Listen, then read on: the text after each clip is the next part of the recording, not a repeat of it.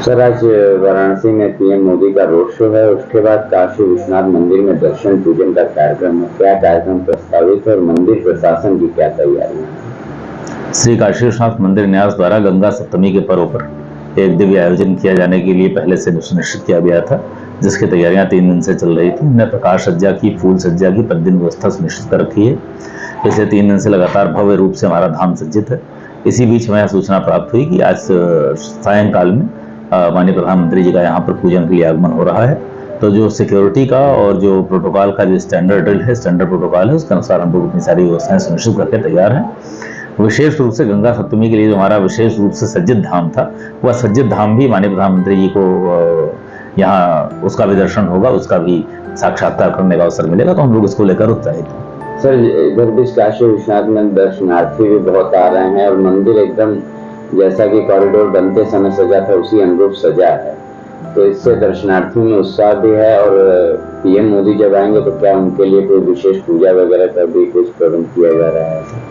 गौरव जी, निश्चित रूप से आप देख रहे हैं कि पिछले 3 माह से जब हम लोगों ने नवाचार प्रारंभ किए हैं, तमाम सनातन नवाचार प्रारंभ किए हैं, न्यास ने जो निर्णय लिया था अपनी बोर्ड बैठक जो फरवरी माह के प्रथम सप्ताह में हुई थी, उसके बाद से लगातार हमारे यहाँ जो पर्व का एक उत्सव का माहौल बना हुआ है और जो हम लोग लगातार उसको बनाए रखने के लिए कृत संकल्पित भी हैं कि समस्त सनातन पर्व मनाए जाएंगे। और हमारे यहाँ जो पूरा वर्ष 365 दिनों का होता है, उसमें मुझे लगता है कि एक माह में मुश्किल से 5-6 दिन हमारे पास रहते हैं जिस दिन कोई सनातन पर्व ना हो। अन्यथा सनातन मत के किसी न किसी संप्रदाय की, किसी न किसी शाखा की कोई न कोई पर्व अवश्य होता है। कल हमने शंकराचार्य जयंती मनाई थी, आने वाले कल में हम गंगा सप्तमी मनाने जा रहे हैं। इससे पूरे जानते नंदी उत्सव हुआ है, प्रदोषों पर शिवार्चनम संगीत संध्या का आयोजन किया जा रहा है, महाशिवरात्रि मनाई जा रही है।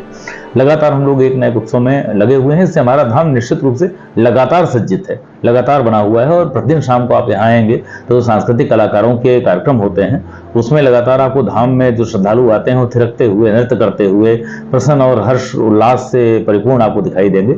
इसका परिणाम भी हुआ है कि पिछले 3 माह में जो हमारी मासिक आय हुआ करती थी, हुंडी वाली आय थी, जिसने बिल्कुल साधारण दर्शनार्थी 10 रुपए, 20 रुपए, 100 रुपए के सिक्के डालता है, उसमें 3 गुना की बढ़ोतरी दर्ज की गई। और इस आय का जो हम लोग अपना व्यय करते हैं, समाज कल्याण की तमाम योजनाएं, चाहे वो संस्कृत विद्यालयों में वस्त्र देने का प्रकरण हो, चाहे तमाम रुग्णालयों में जो भर्ती रोगी हैं और उनके परिजन हैं उनको निःशुल्क भोजन उपलब्ध कराया जाना हो, चाहे संस्कृत विद्यालयों के बालकों को, कर्मचारियों को, उनके शिक्षकों को पाठ्य पुस्तकें उपलब्ध कराए जाने का प्रकरण हो, तो लगातार हमने अपने प्रकल्प की गतिविधियां बढ़ाई हैं। और महादेव उस गतिविधि को पूर्ण करने के लिए धन भी मंदिर को दे रहे हैं, काशी को दे रहे हैं, उत्तर प्रदेश की अर्थव्यवस्था को दे रहे हैं।